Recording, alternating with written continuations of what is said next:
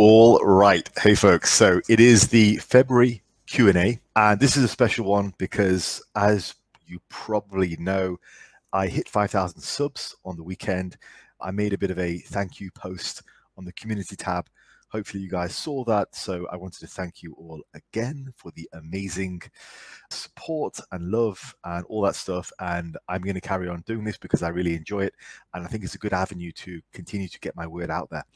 I did thank a bunch of people in that post, mostly you guys, the viewers. You've been amazing. Like really, really have been amazing. I know everyone says that, but honestly, the interactions that I get with you guys, they're positive, they're intellectual, and yeah, I mean, just overwhelming. The video I made last week got 5,000 views. And I know in the grand scheme of things, that's not a lot, but it blew my mind. I mean, I used to sit in front of a classroom of 30 students, and I was lucky if 20 of them were paying attention. So to get 5,000 views is blows my mind. So I'm really happy that you guys are enjoying what I do, what I say, and I will carry on trying to help as many people as I can. With all that said, I am going to begin with the Q&A. I will timestamp all this. If you wanted to skip all that, you can skip straight to the good stuff. So we will start with this question from Harold Nilsson. He says, what's your opinion on squatting with belts for hypertrophy? He says, I personally don't use a belt. I'm around 75 kilos, squatting 130 for 3 sets of 5, and my lower back feels a bit sore afterwards, but it goes away within a day. I would consider it cheating to use a belt. What do you think, Faz? Okay, good question. Yeah, I wouldn't consider it cheating. So when I was powerlifting, which I know is different from what you're talking about, but when I was powerlifting, I strategically used the belted and non-belted version of the squat in different phases of my training. So I would almost use the non-belted version of the squat to potentiate the belted version as I got closer to a meet. So I think there are definitely differences. For hypertrophy, though, I honestly think, Harold, you're probably missing out on a trick there. Now, let's just strip things right back and look at things logically. So what makes a good exercise? It's a simple question. What makes a good exercise? Okay, answers in the comments, right? In my opinion, what makes a good exercise is the target muscle fatigues first. The target muscle in this case is the quads, the adductors, the glutes. And so the idea is that those 3 broad areas should tire out first in a squat. Now, the magic of the squat is that it also works the hips, it also works the lower back, and the back to a certain extent, traps as well. But the main areas we're trying to work is the quads, the adductors, the glutes. I think you'll all agree with that. And that's what should be the limiting factor in a lift for hypertrophy. So if you are purposely avoiding the belt because you have this arbitrary standard to say it's cheating, you may be weakening how far you can take the squat for the areas which is intended to work on the most, like the quads, the glutes, the adductors. That would be a similar argument to saying, I don't use straps on deadlifts because I consider it cheating. You would be holding back your back training. I wouldn't do that. Like, I wouldn't purposely avoid lifting straps on pull downs and rows, because then that would mean I can't take my back to failure. I'll take my forearms to failure, but I'm not taking the intended target of the exercise to failure or close to failure. So I'm limiting the effectiveness of that exercise. So I would say there's a very simple answer to that, Harold. I think you have to reevaluate why you believe this is cheating. And really, what is the relevance of your belief that this is cheating? Is there any relevance? I don't think there is. Who are you cheating? You're not cheating yourself. In fact, you may be cheating yourself by not wearing the belt, because if not wearing the belt means you can't take the quads and the adductors and the glutes further into fatigue, well, then that's a problem, right? So we've got an issue there, don't we, Harold? I think you probably should wear a belt for hypertrophy. if it helps you to take your quads and your adductors and your glutes closer to fatigue. Okay, next question. Luke C says, do you still recommend sets across like 3x8 or 3x5 for your wizard program? Or would another option be to use the first set of an exercise as the progression indicator and use down sets or dynamic double progression, something like that? Okay, so it's a good question. It's a good question because I have gone back and forth on this over time, and I think I am concrete in my answer now. So when I first put out the wizard program, it was sets across. So I would insist you would do 8-8-8, for example, or 10-10-10, or 12-12-12. So by the nature of the way you perform the sets, the first 2 sets would be sub-maximal. Now, later on, I went back and forth on that, and I said it might be an idea to go with more of a every set to a certain RAR type of approach. So the reps might drop like 12, 9, 6, for example. So every set is just as hard as every other one. Now, the problem with that approach is it will limit your overall volume when you get to the more advanced stages of the routine. So I was looking back, and I actually did the wizard routine again for a good few months last year. And so I was putting it into practice. I was refamiliarizing myself with the way it was written originally by me from the work I did in 2006 to 2010. And I realized why I originally recommended sets across, and it works better. Because when you get to the more advanced interpretations of the routine, where it's 4 days, 5 days, maybe even 6 days, and it's much higher volumes across the week, it becomes a lot more risky to take every set closer and closer to failure. So for that reason, when I originally did the routine way back, well over a decade ago, there was no talk of RAR back then. RAR wasn't a thing. RPE wasn't a thing back then when I did this routine. And so what I was doing was I was doing sets across, and that allowed me to hold back for the first couple of sets and really only approach failure on the final set of the exercise if I was doing 3 sets. And that formed a sort of a natural limiter in the intensity that I used, which is useful when you're doing the sheer amount of volume that I did on that routine. So if you are doing 3 days a week, I don't think it matters. Do what you like. If you're doing 3 days a week and you're only doing, say, 9 sets per body part per week, it doesn't really matter. Ultimately, if you are following the book, volume is a big thing, and volume is a large driver of growth, assuming intensity reaches a certain threshold.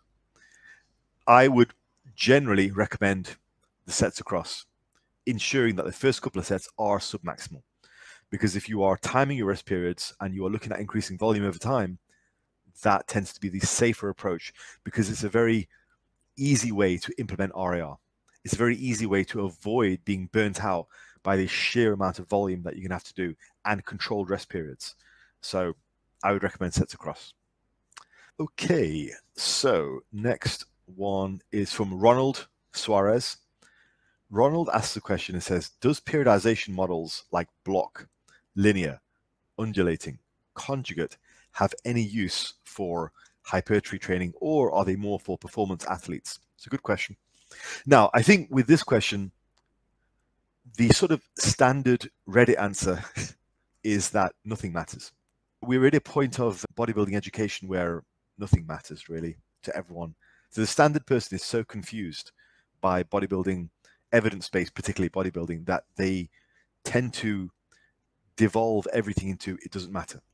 It's like the classic calories in versus calories out. And if somebody shares something that's worked for them, if I say to you guys, oh, fasting was really good for me, or if somebody says, oh, low carb was very good for them, or somebody says, oh, plant-based was very good for them, there's always going to be some evidence-based bro who probably coaches part-time, you know, will jump in the comments and go, actually, it's all about calories in versus calories out.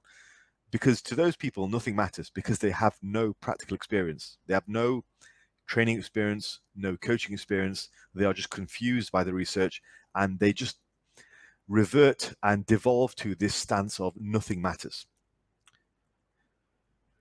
I think that's actually a very lazy way out. It's an intellectually very lazy way out because it speaks to their lack of experience when things do matter, because they matter within context. Things do matter. Yes, it's calories in versus calories out, but how you arrange those calories matters a lot. Yes, hypertrophy training is relatively simple. It's a case of making sure you're able to add weight or increase performance with correct form, with moderate rep ranges, with good amounts of volume. Sure, but within that landscape, there are certain things which practically make a difference. I've coached for 9 years. I know certain things make a difference. There are certain things which I play down, which don't make much of a difference. Like, for example, exercise selection is something which I think generally doesn't matter. Now, why do I think exercise selection doesn't matter? Because over the course of a lifetime, you're going to do everything. This is why if I push back on anything, it's on things like exercise selection, which is really pointless discussion. So the classic one is the one that came out recently was seated leg curls versus lying leg curls.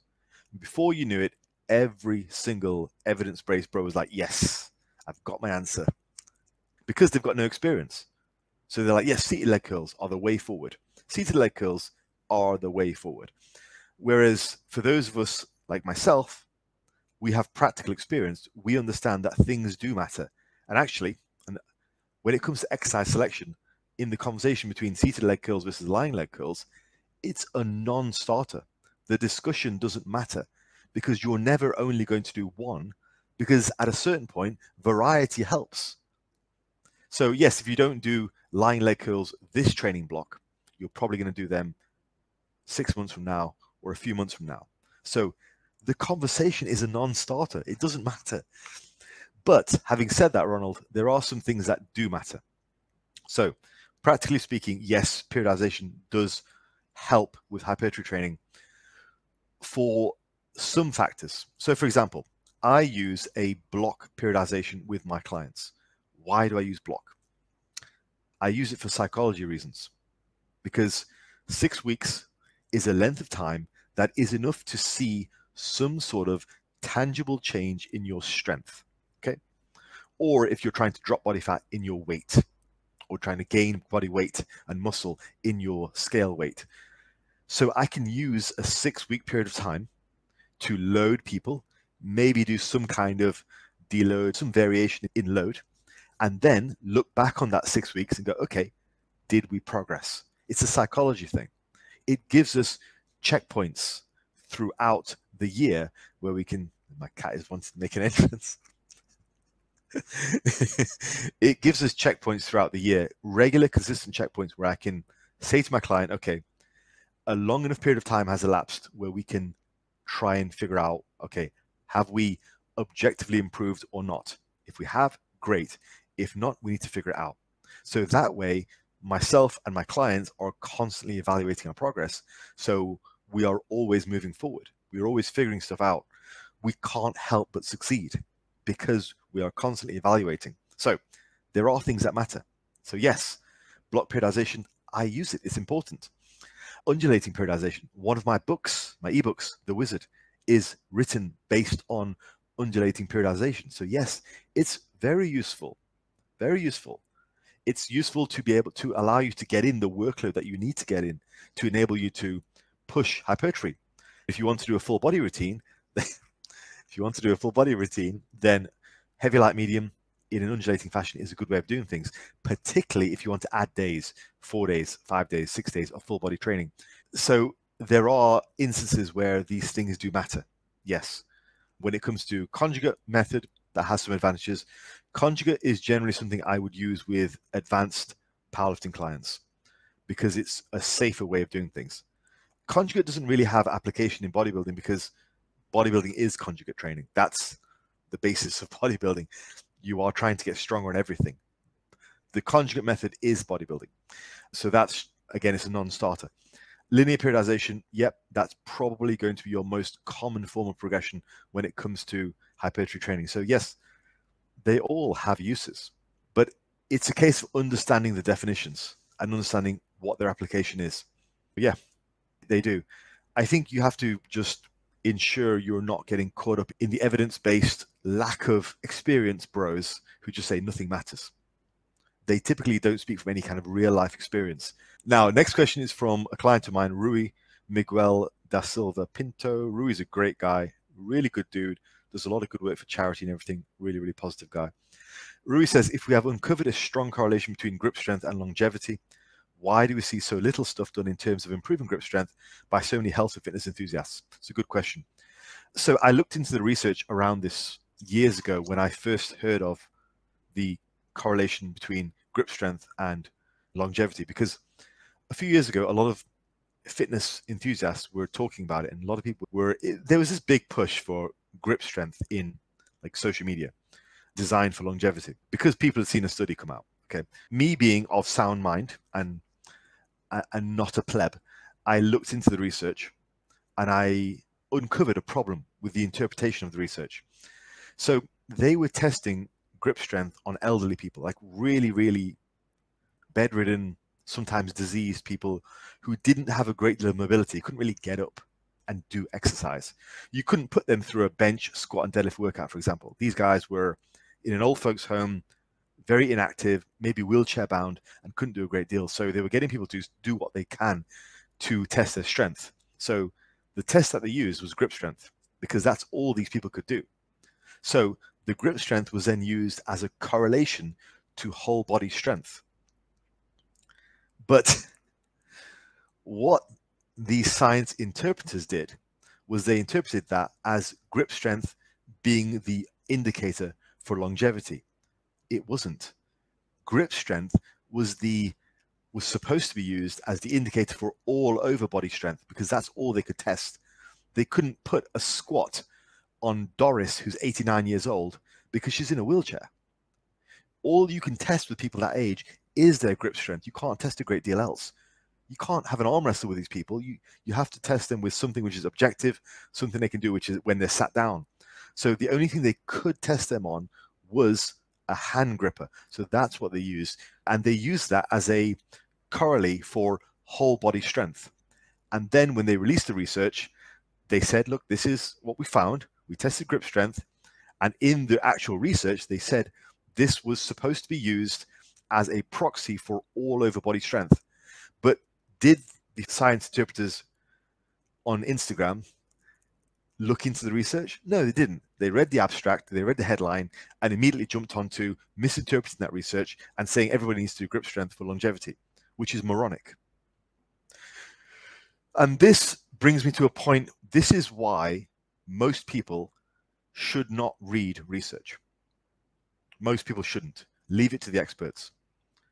Most fitness influencers who read the headlines and the abstracts, and this goes for all the usual idiots like your Liver Kings and your Saladinos and all those guys who misinterpret research every single day and plaster it on YouTube, all those fakes, they shouldn't read research. You guys typically shouldn't read research. Leave that to people who are able to do that without bias. So that, yeah, just don't. It's too easy to misinterpret research. And that was a great example of people misinterpreting research. And then going on social media as influencers, talking about, yeah, I found out the latest thing for longevity. No, you've not, you pleb. Like, all you're doing is you're misleading your followers, you're misleading your viewers. That's not science-based. So stop trying to be science-based. Just stop it. Stop it. Because you're not science-based.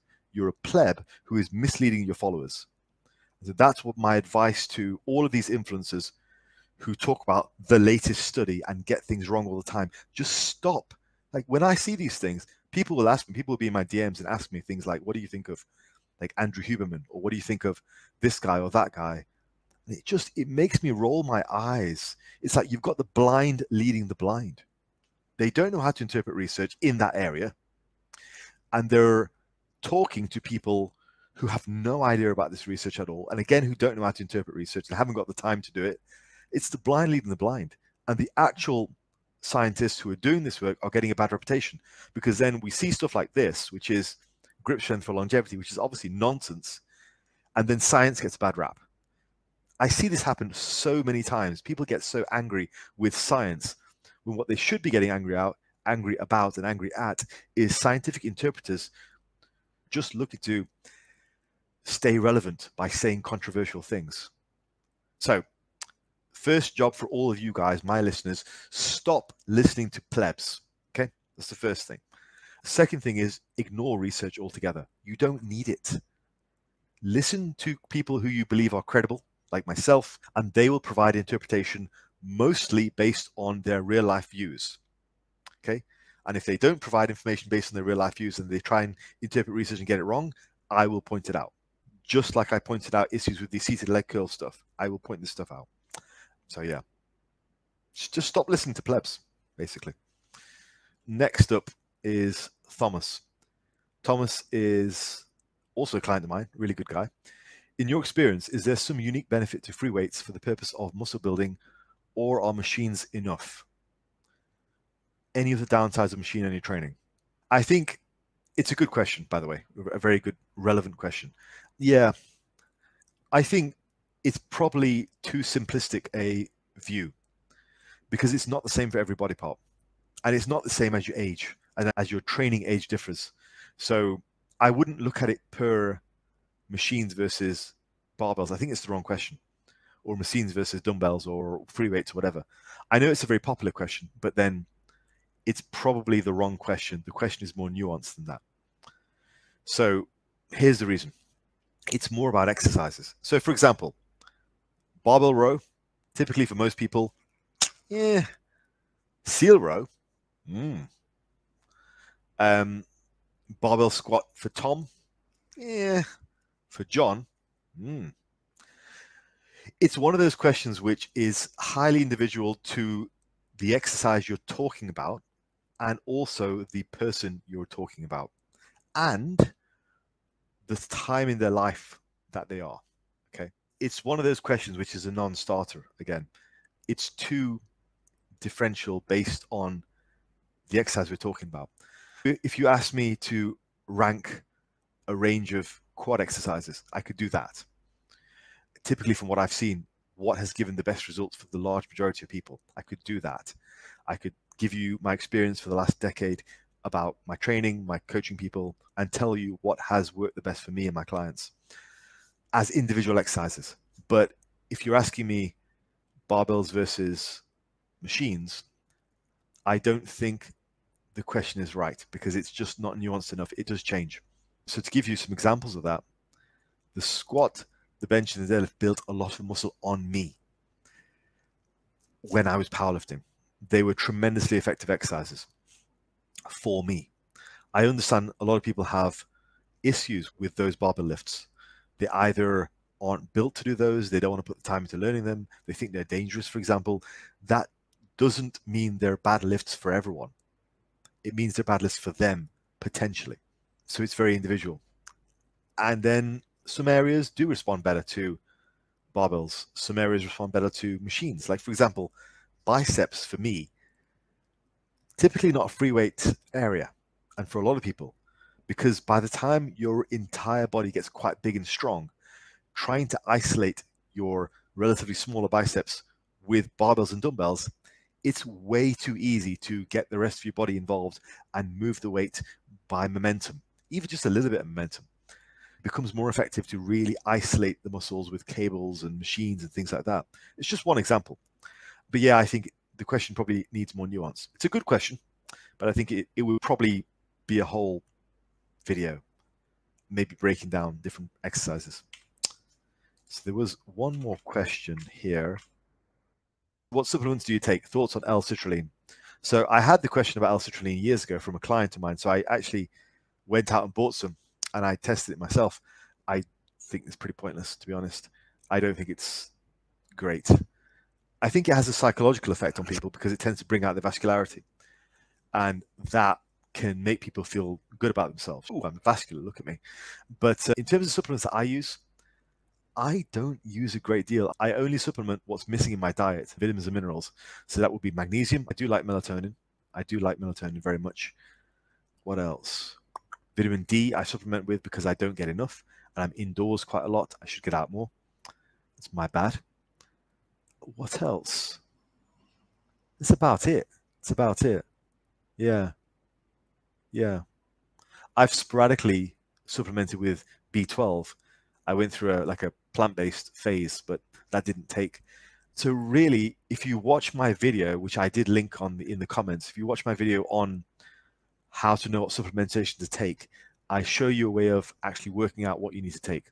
Now, when it comes to sports supplementations, the only one I recommend is creatine. Creatine is very effective. It's cheap. Just basic creatine monohydrate is great. There's nothing else which moves the needle, really. Or caffeine, I suppose you could say caffeine. Apart from that, I generally think supplementation is cope for guys who aren't confident enough in their own abilities, or who are trying to plaster over poor diets and poor general life patterns of sleeping, eating, stress, all that stuff. Just get your life in order. That's the best thing you can spend your money on. If you want to spend money on something, spend your money on getting your life in order. Get good food, ensure your sleep is good. If you have money left over, hire a coach. That will ultimately do a lot more for you than the latest supplement. Honestly, the amount of money some of you guys spend on supplements, you'd be a lot better off hiring a coach who would save you money and give you better training advice and set you up for life. That I offer coaching. It's a far better use of your money than spending on supplements. I'm a bigger believer in coaches. I've hired many coaches over the years, whether that's training coaches, whether it's business coaches, plenty. So that's an education. Spending your money on education is going to net you far better gains than supplements. So you have to decide what you want. Are you after a cheap thrill, or are you after tangible improvement over time and saving you time? I think if it's the latter and you're actually serious about your training, then hire a coach. Okay. Right, folks, I am going to call it there. I think that's the last one for today. So hope you all have a wonderful day, and I will see you in the next one. There'll be about 3 of these all together. So subscribe, comment. I'll speak to you in the next one.